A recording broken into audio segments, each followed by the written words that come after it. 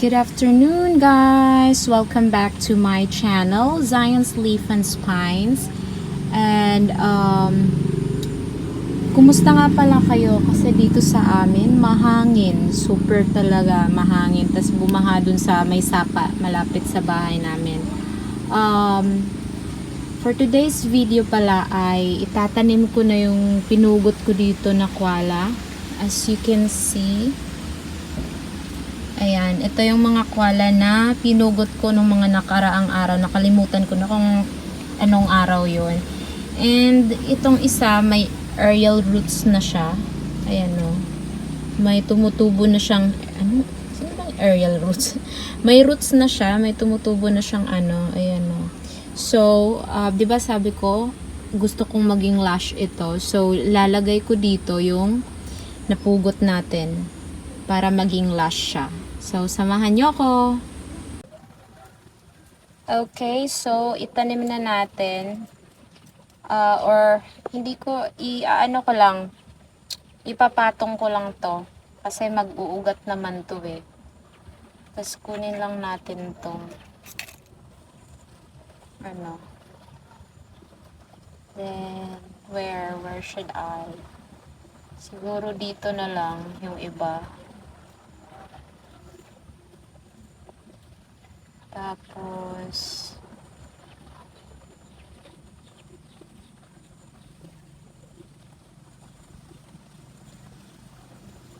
dito.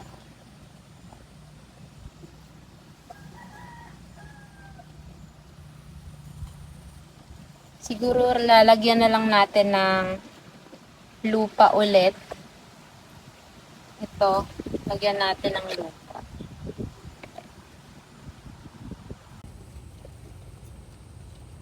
Alright, so lagyan na natin ng lupa. Dahan-dahan lang siguro para ano. Ika-cover lang natin yung stem. Kasi napapansin ko sa apat na taon ko na pag-aalaga ng succulents. Napapansin ko pag na-expose yung succulents sa sa araw, yung stem nila sa araw is nagrarat yung stem nila. So that is why we will need to cover the stem para hindi mapano yung natin. Kahit pa nasa nasa shaded lang, minsan nagkakaroon pa rin ng root, ng stem. Pagda-dry ng stem, hindi ko naman masasabing nagrarat kasi nagda-dry lang naman sila. Parang unti-unting nagda-dry yung tapos yun, namamatay na. So, ito na lang gawin natin. For safety sa bago nating tanim. Kunin lang natin yung yung lupa na nag-cover dito. Ayan. So, ngayon, itatanim ko naman tong nagmonstrous na nagmonstrous na koala. Pakita ko sa inyo. Wait lang. Ito yung nagmonstrous na koala. So, itatanim natin sa maliit na pot. Matagal ko na tong matagal ko nang gusto tong i-cut and then itanim sa sa ibang pot or sa another pot. So, ito na yon. Yan o. Ang ganda niya. Di mo akalaing galing to sa koala. So, itanim na natin. Alright, so naitanim ko na sila. Hindi ko na lang pinakita sa inyo kasi ang hirap pag nagbo-vlog ka ng ikaw lang mag-isa. So, yan. Hindi ko na lang pinakita sa inyo. Nilagyan ko to ng yung baba nito, nilagyan ko ng ipa ng palay so that hindi tawag nito, hindi siya kakain ng maraming soil mix natin since nagtitipid tayo ng soil mix. And also here, ito na yung itsura ng ng koala natin. Hopefully mag-succeed sa sa dito na pot. Sana lumaki sila at mabuhay sila. So, yan. I-update ko kayo guys kung ano na nangyari dito sa koala natin. Ito yung pinaka mother plant ng koala, and kinuha ko yung monstrous na koala. Ito siya.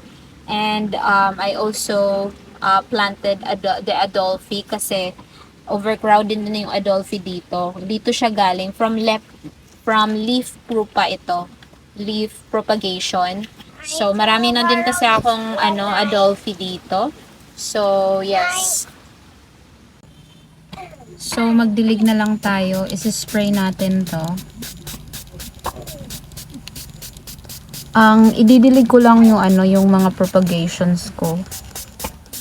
At ito din pala, si Tito Buns.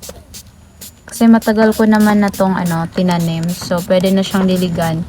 Pero, pag nagdidilig ako sa Tito Buns, nagsispray lang ako. Hindi talaga yung dilig na dilig kasi pag spray kasi nakokontrol mo yung water na na pumupunta sa lupa. And I will also na lang dito, diligan ko na din to si apricot.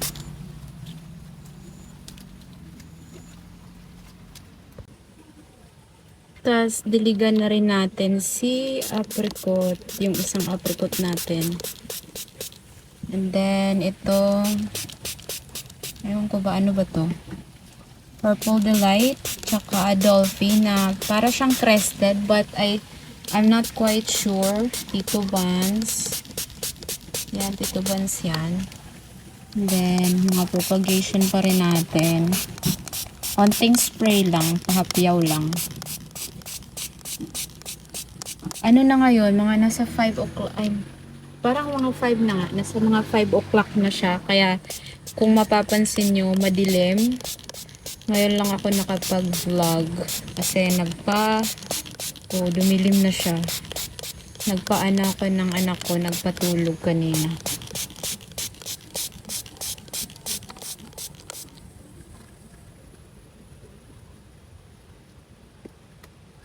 Ayan, tingnan nyo oh. Sobrang madilim na. At nagagalit na yung langit. Alright, so I think that's it guys. You do have a great day, and I do hope that you consider subscribing, like and share na rin, and hit the notification bell para maging updated naman tayo if I do have new videos upload. You have a great day. Bye bye.